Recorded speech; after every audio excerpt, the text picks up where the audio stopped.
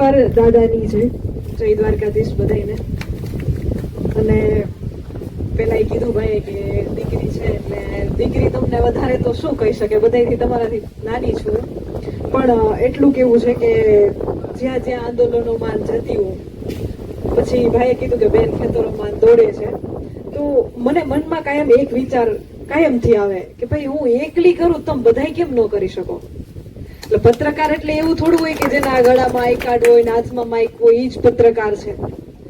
તમે બધા ભારતનું બંધારણ એમ કહે છે કે ભારતના દરેક નાગરિકને વાણી સ્વતંત્રતાનો અધિકાર આપણું બંધારણ આપે છે, તો આપણે કેમ નથી બોલતા? થોડા સમય પહેલા એવું કહેવામાં આવ્યું કે 300 રૂપિયાનું ખાતરની થેલી આપવામાં આવે છે, તો આપણે બધાને ખબર છે નથી આપવામાં આવતી, તો કોઈ બોલ્યું નહીં, કોઈ અવાજ ન ઉઠાવ્યો. બધાને ખબર છે કે મગફળી ઘણી થાય છે, આ ટેકાના ભાવે જે મગફળી લે છે એ પોસાતી નથી, પણ કોઈ નથી બોલતું.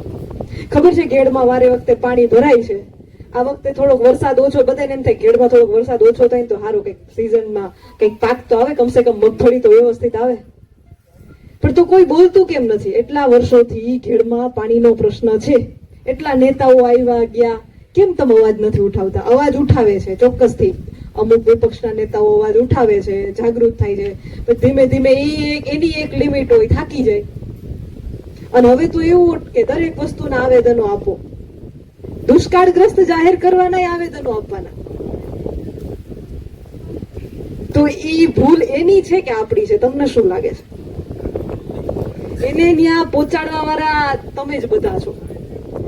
તો તમારામાં એ તાકાત છે, જો તમે એને ત્યાં પહોંચાડી શકો નેતાઓને, તો તમે પાછા અહીંયા લઈ આવી શકો એને. એ તાકાત તમારામાં છે, પણ તમે તમારી તાકાત બતાવતા કેમ નથી? મને પ્રશ્ન એ છે કે તમારી તાકાત તમે બતાવતા કેમ નથી? તમને એમ કે 300 રૂપિયાની ખાતરની થેલી આપવામાં, તમે ચૂપચાપ જોઈ લ્યો ટીવીમાં. આજ તો એવું કહેતા હતા કે 300 રૂપિયાનું ખાતર આપવામાં આવ્યું. ખબર છે મગફળીના ટેકાના ભાવે જે મગફળી લેવામાં આવે એમાં ધૂળની આ તે એમાંય કટકી કરવામાં આવે, ચોખ્ખી ભાષામાં કહું એમાંય કડતો થાય છે, કોઈ નથી બોલતા. પાછળના ખાનેથી 1500-2000 રૂપિયા દઈને એમ કહીએ કે અમારી જરાક હલાવી લેજો ને મગફળી, પણ એમ નથી કહેતા કે 2000 રૂપિયાની કટકી કરે છે, એમ કોઈ નહીં કહે. આ લાલિયા વેળા આપણે હલાવવા દઈએ છીએ કે તમે હાકો તમારે. અને બીજું કે હંમેશા કહું છું, તમે સમાજની દીકરી શબ્દ વાપરો એટલે હું કહું છું કે મર્યાદા ખૂબ જરૂરી છે, મર્યાદા વગરનું જીવન નકામું છે. પણ તમારી શાંતિને, તમારી મર્યાદાને મૂર્ખામી સમજવામાં આવે ત્યાં સુધીની મર્યાદા એ પાપ છે. તમે ચૂપચાપ સહન કર્યા જ કરો. અને ઘેડ એવડો વિસ્તાર છે, જો એવડા વિસ્તારમાં એક શરૂઆતના 2 વરસાદ ના થતા હોય, પાણીની અછત થતી હોય, હમણાં ઉપર મંદિરમાં ગઈ ત્યારે મને કીધું કે બેન પાણીની અછત છે, એટલે મને વિચાર થયો કે ભાઈ દ્વારકામાં એમ કહેતા હોય પાણીની અછત છે તો બહુ મોટી વાત છે કે ભાઈ છેવાડાનો વિસ્તાર છે, અમારે કાયમથી પાણીના સ્તર એવા છે, નથી પાણી.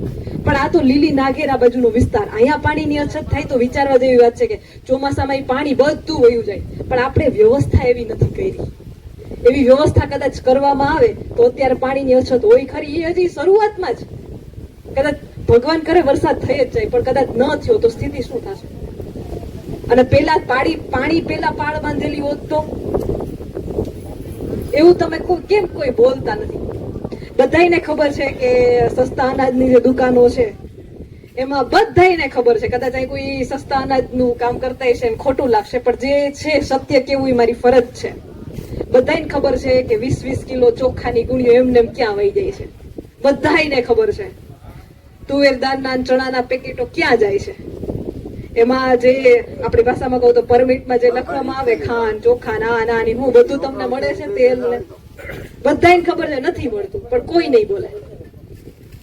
બધાને ખબર છે સોમનાથ બાજુ થોડાક ટાઈમ પહેલા કોડીનાર બાજુ જે સુગર મિલ જે ફેક્ટરીઓ હતી ત્યાં બિચારો કેટલા દિવસ ખેડૂતોએ આજીજી કરી, કાંઈક વ્યવસ્થા કરાવો, કાંઈ વ્યવસ્થા ન થાય. અને અત્યારે ખાંડનો ભાવ જો, ત્યારે ખેડૂતોના ઘરમાં જયારે શેરડી હતી ત્યારે કાંઈ ભાવ નતો, વ્યવસ્થા પૂરતી ન કરાવી.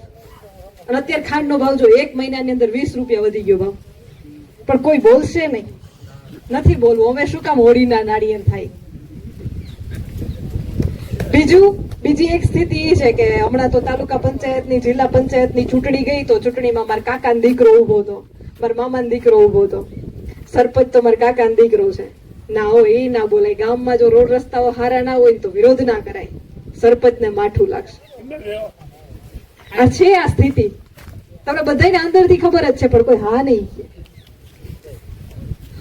પછી તમારા જયારે ચોમાસામાં એવી સ્થિતિ હોય, ઘેરની મને ખબર છે, ભારે વરસાદ હોય તો કોઈ ઇમરજન્સી કોઈ આવે તો રસ્તાઓમાંથી નીકળાય નહીં, પણ કોઈ એમ ના કે અમારા ડામરના રસ્તાઓ નથી. હું તો એમ કહું, દ્વારકાની તમારી સ્થિતિ એવી છે કે આ બ્રહ્માંડની રચના થઈને ત્યારથી લઈને અત્યાર સુધી ડામર રોડ જ નથી જોયો ગામડાને, વાડી વિસ્તારને, પણ કોઈ બોલશે નહીં. બોલવું કોઈને નથી, પણ તમે નહીં બોલો. હવે સ્થિતિ એવી થઈ ગઈ, જ્યાં સુધી બોલશો નહીં, આવેદનોને ઓલો કે ને જગદીશ મહેતા એવું કહેતા, આવેદનો નથી કે સિંગ દાડિયા સમજે છે. અને ખરેખર એવી સ્થિતિ થઈ ગઈ તો વિચારો કે એમ કેવું પડે કે ભાઈ અમારા વિસ્તારને દુષ્કાળગ્રસ્ત જાહેર કરો, આવેદનો આપવા જઈએ આપણે.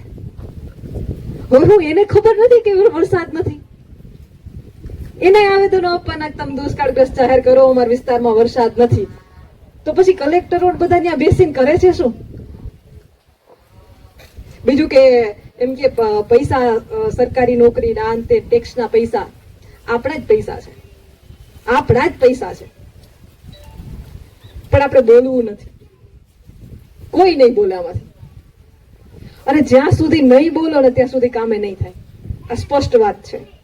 બીજું, વિપક્ષને આપણે પૂછીએ કે ભાઈ તમે કેમ અવાજ નથી ઉઠાવતા, તો કે બેન થાકી ગયા, કેટલો અવાજ ઉઠાવીએ, જનતા તો સમજવી જોઈએ ને.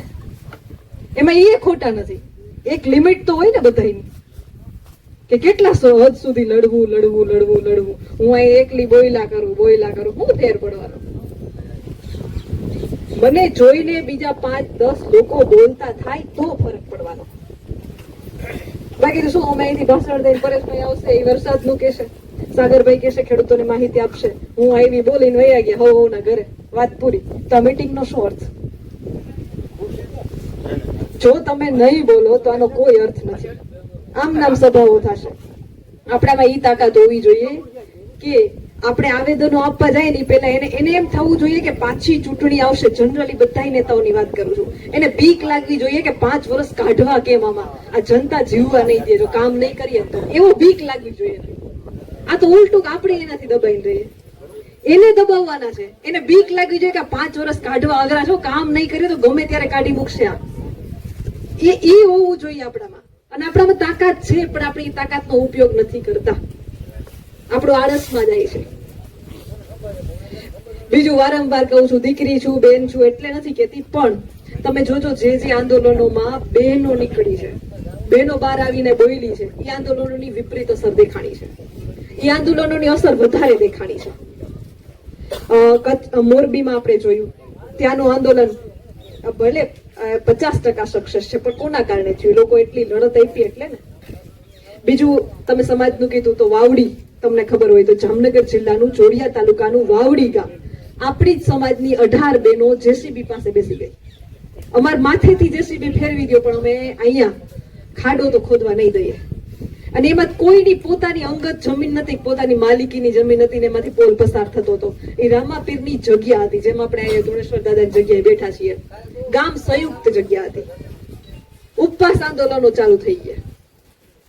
ખેડ મુદ્દે તમે બધા બહુ લડ્યા, મને ખબર છે, તમારી એ લિમિટ હોય,